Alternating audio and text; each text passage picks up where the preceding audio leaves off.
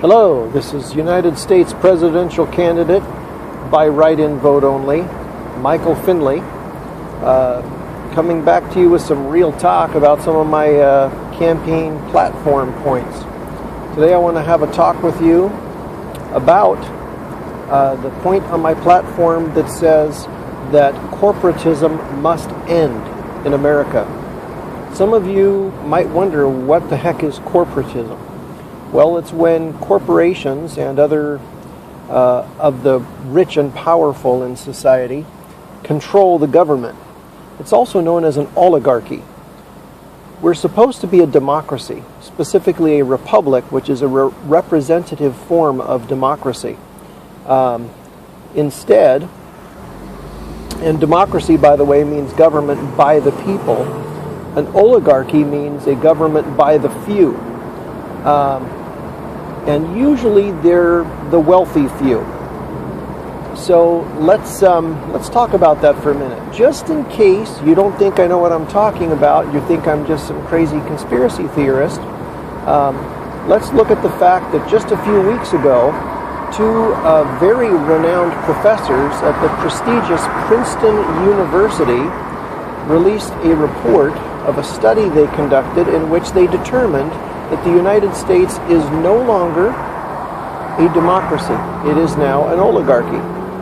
And that's an interesting conclusion for them to come to, because I had come to that conclusion myself quite a while ago. So how on earth does that happen? Well, it happens because of those wealthy and powerful paying huge amounts of campaign contributions to the politicians, and then expecting them to do what those wealthy and powerful want because of their campaign contributions. And if they don't, they won't continue to contribute to their campaign so that they can be reelected. Now, in other words, basically, I'm telling you that the President of the United States and most of the politicians, and I don't only mean this president, I mean going back many generations of presidents, are basically prostitutes. Yes, I did say that word. The politicians in America are prostitutes. I refuse to be a prostitute, which is why I will not take a single campaign contribution. I will not wear makeup and use teleprompters for these discussions I have with you about United States policy and fact and history and how I'd like to change the country to improve it. And I'm going to be frank with you. I do not aspire to power.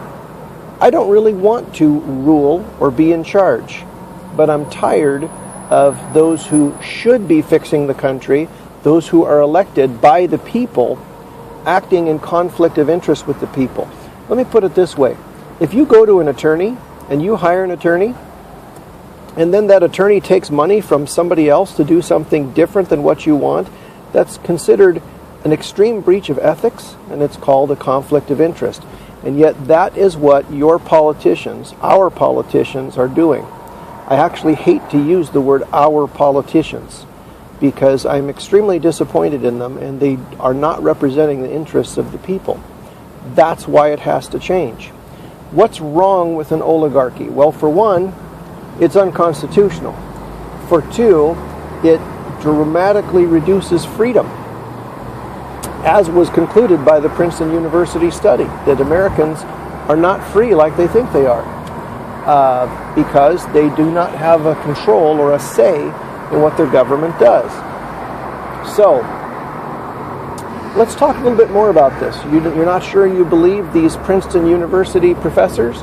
Let's look at somebody else. How about we go back to the late 60s, and there was a man named Herbert L. Lay Jr., who was the Commissioner of the Food and Drug Administration of the United States. This man eventually resigned from the position, and in an interview with the New York Times said, "The thing that bugs me is that the people think that the FDA is protecting them. It's not. What the public thinks the FDA is doing and what it's really doing are as different as night and day."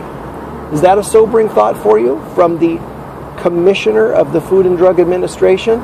He just told you it's an oligarchy. and it's not there to protect the people. The FDA was actually formed in about 1906 because of lobbying by the big pharmaceutical industry to protect them and their grossly insane profits. Let's look at the Pepper-Neely hearings that were held July 1st, 2nd, and 3rd, 1946 in the United States Senate.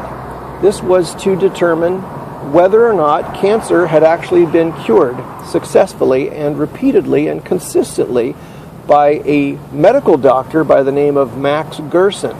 The Gerson therapy is still in use today, but surprisingly enough, not in America. But let me tell you what happened during those hearings, July 1st, 2nd, and 3rd, 1946. And you can feel free to look this up because you can find it. You can Google it and you can find it. By the way, I'm driving, but I'm hands-free. It's on a mounted thing here. So don't worry about my safety or the safety of those around me. It's fine. Anyway, okay, so in these hearings, it was proven conclusively that the Gerson therapy had about a 96% cure rate for cancer. Yes, you heard that correctly. 96% of those who had cancer with a verified diagnosis that were treated with the Gerson therapy were cured of their cancer. So what happened as a result of these hearings? Well, Pepper and Neely introduced a bill in order to fund further studies regarding the Gerson therapy and to have it used to benefit the people of the United States. It was voted down by the other people in Congress, many of whom had their campaigns financed by, no surprise, the big pharmaceutical industry that would stand to lose large amounts of money even back then for the treatment of cancer, and it's become a bigger industry today. So also the big pharmaceutical industry contributed heavily to the campaigns of their opponents so that they did not obtain re-election. Neither Neely nor Pepper achieved re-election. So the United States Congress then went on to ban the most successful cancer treatment in history, an absolute cure for cancer, 96% cure rate, from use in the United States. So people, generally speaking, have to go to Mexico to get well from cancer with a 96% success rate. I wish I had known this when my father was dying of cancer more than 10 years ago, because maybe he still would be alive today. Real people suffer and real people die because of corporatism, because of this oligarchy. It affects real lives for the benefit of the few, the oligarchy. Let's look at, if you still don't believe me, let's look at how about the most decorated Marine in United States history up to the point when he died in the 1940s, a man named Major General Smedley Butler, who published a book in 1935, I think it was, called War is a Racket, in which he stated that the United States military was primarily being used for the benefit of United States corporations, the Federal Reserve System, the military-industrial complex, and big oil companies.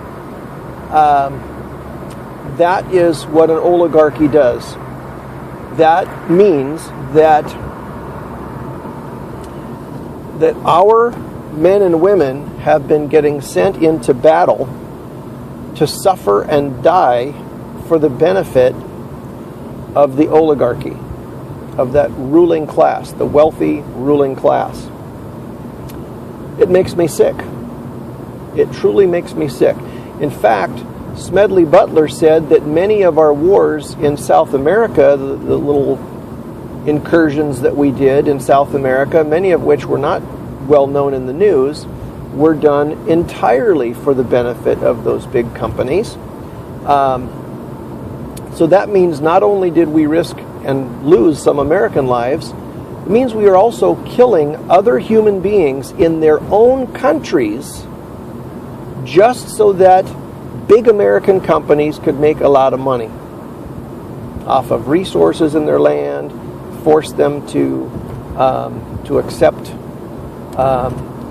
banking that's connected with the same private banking group that our Federal Reserve is connected to, allow our oil companies to basically strip and ruin their land and their environment in order to get oil for our benefit. I don't know about you, but that makes me sick. But this is the honest truth. This is what's been going on in America for about 100 years, maybe more. At least since 1913, when the Federal Reserve System was formed, and a private entity took over the United States monetary system and the U.S. economy. The Federal Reserve, by the way, publishes a pamphlet in which, at least back in the 80s, their pamphlet said that we control prices, wages, and inflation. In case you have trouble understanding what that means, they're saying we control the entire United States economy. Prices, wages, and inflation. It's time to get power back to the people. It's not going to happen by continuing to elect presidents and politicians who have a conflict of interest because they have been bought like prostitutes for the benefit of the oligarchy. It's only going to happen if you elect a president who refuses to accept a campaign contribution so that he or she will not owe any money, not owe any favors to anybody for their money. And I don't care if it's me, but I'm ready for it to be me. I'm ready to take action. I'm ready to take the oath of office and to truly defend the United States and its Constitution against all enemies, foreign and domestic. Remember my name, Michael Finley of Santa Clarita, California. Write it in on the ballot in 2016. Let's fix America and make it what it's supposed to be, a democracy, a republic in which the people are what matters in running the country. Thank you.